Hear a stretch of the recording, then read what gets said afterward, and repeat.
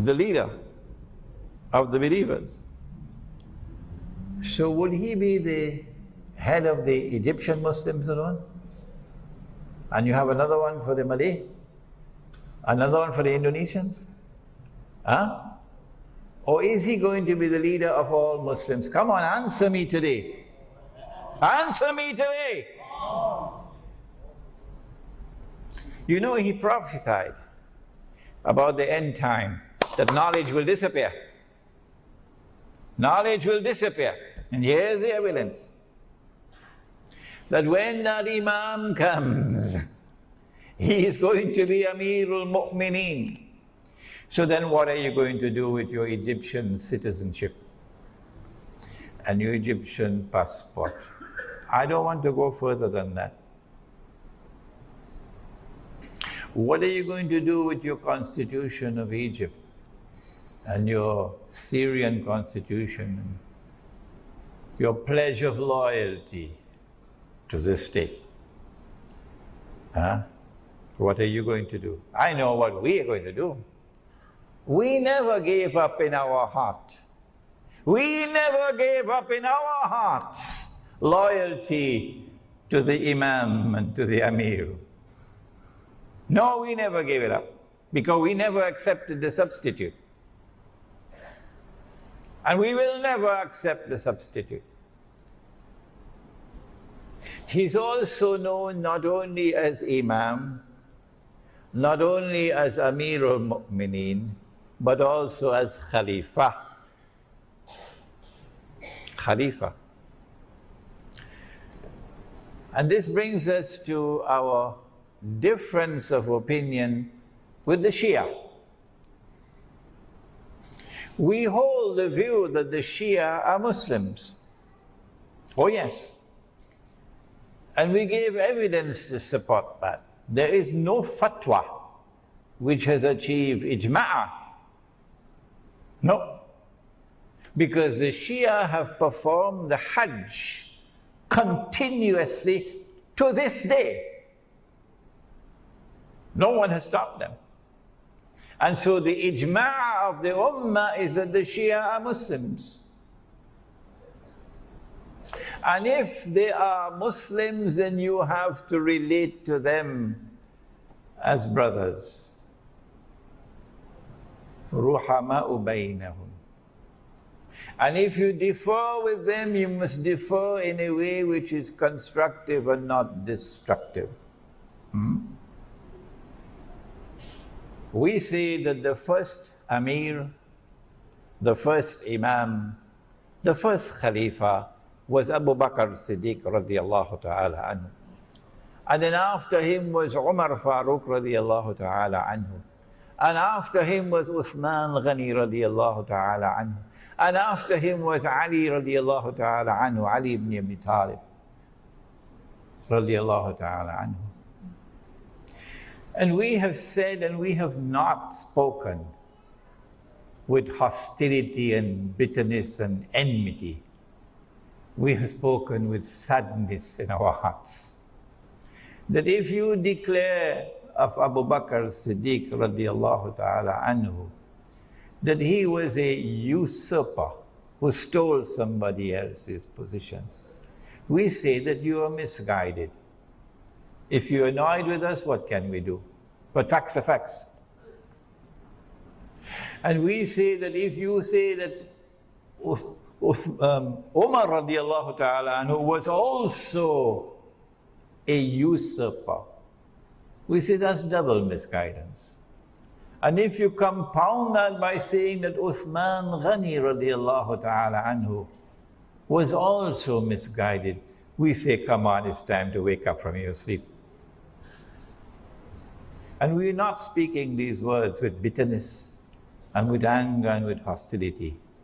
We're speaking these words with sadness. And it's because we call them the khulafa that we say that the Imam who is to come will also be Khalifa.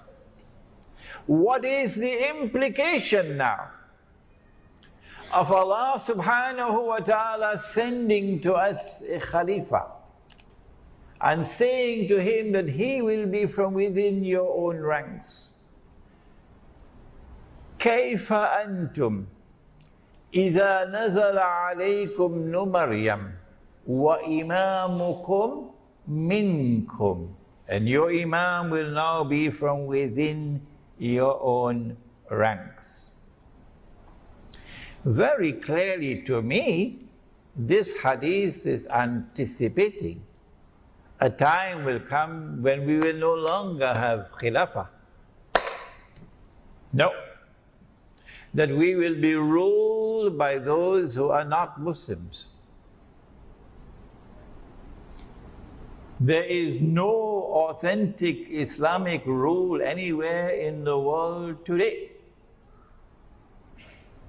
Because those who rule us are not Muslims. Where is the evidence? When last did you take up the Charter of the United Nations Organization? And if you are in Iran and you listen to this lecture, I'm talking to you. I'm talking to you. Take up the Charter of the United Nations Organization and open it and read, I believe it is 24 and 25. But I can be mistaken. I've been traveling for 5 months now, so I can make mistakes. It could be 24 and 25 or 25 and 26. Where the Charter of the United Nations says, in effect, that in all matters pertaining to international peace and security, Allah is not Al-Akbar. No. The Security Council of the United Nations is Al-Akbar, meaning there is no authority above it. That is shirk.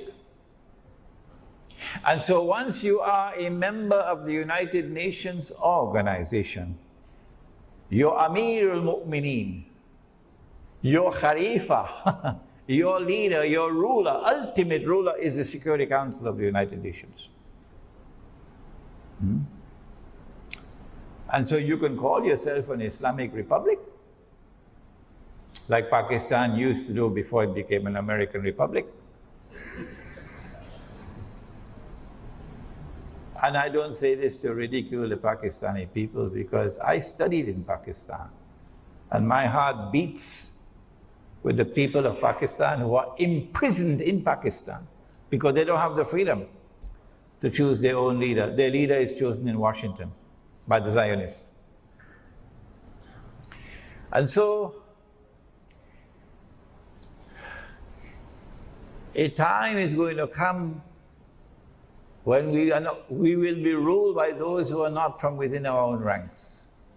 So you had Amir al-Mu'mineen George Bush.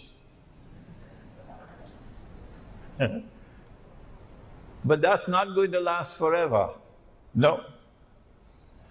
When Imam Mahdi comes, that's goodbye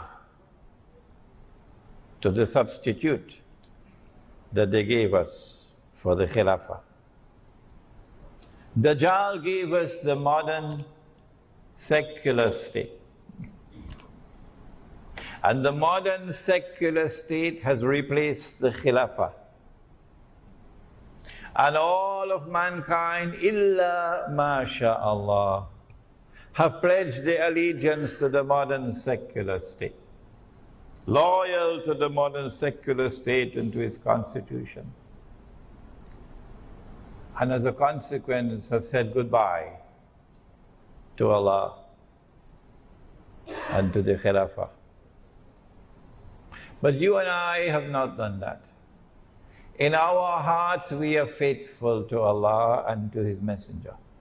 And in our hearts we are faithful to Islam's model of a political state, the Khilafah. And in our hearts we long for that day when the Imam will emerge and the Khilafah will be restored. Is it possible for the Khilafah to be restored before the Imam emerges? There is a hadith in Sahih Muslim that a Khalifa will die and there will be disagreement concerning succession. I think you already guessed who it's going to be.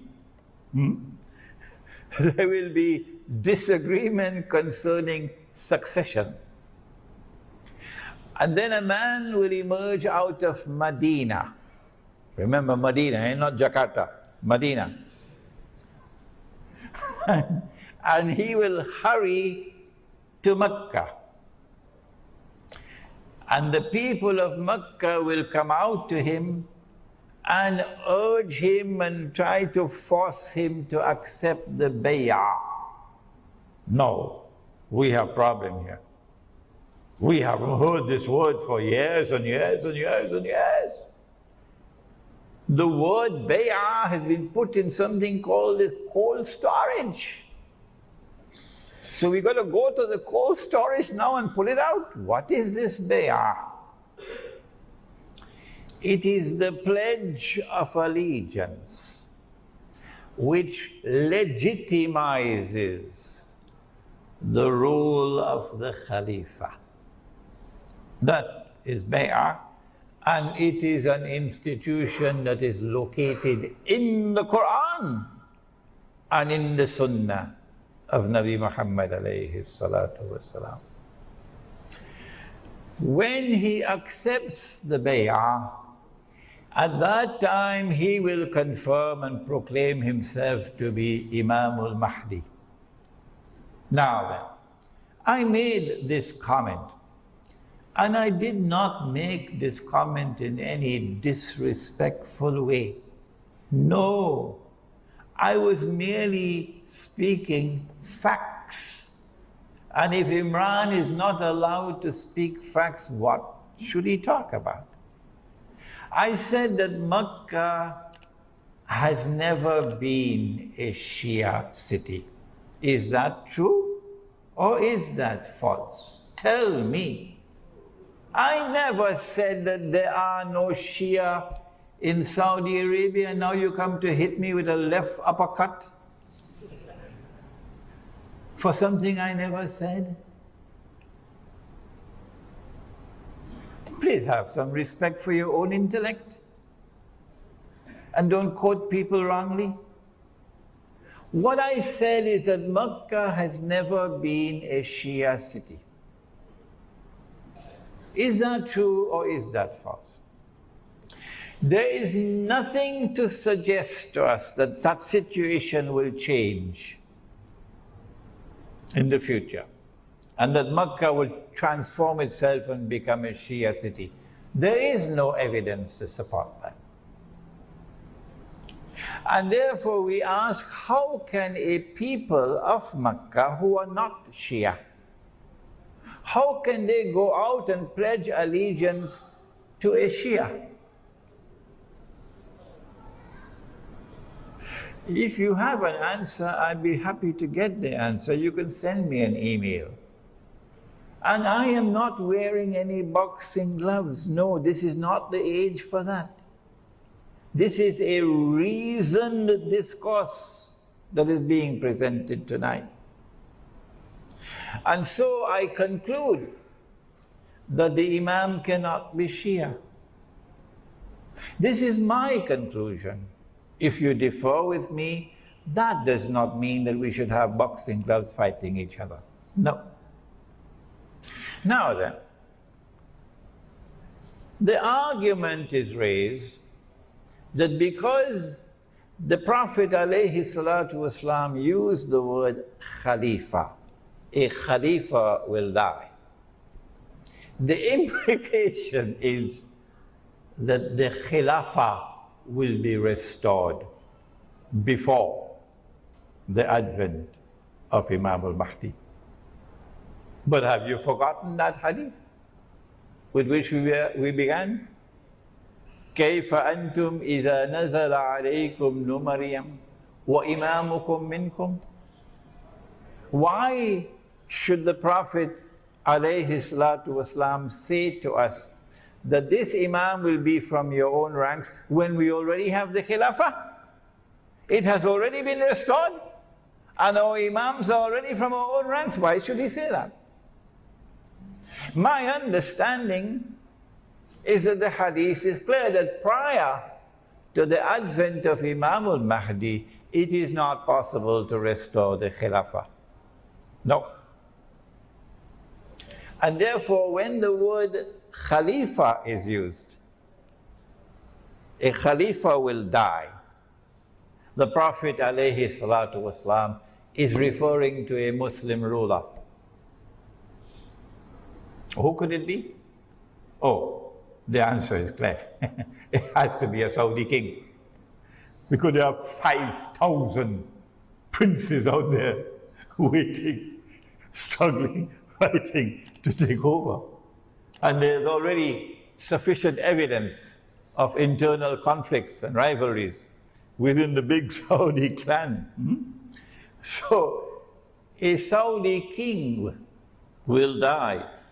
It can't be Fahd because he's already dead.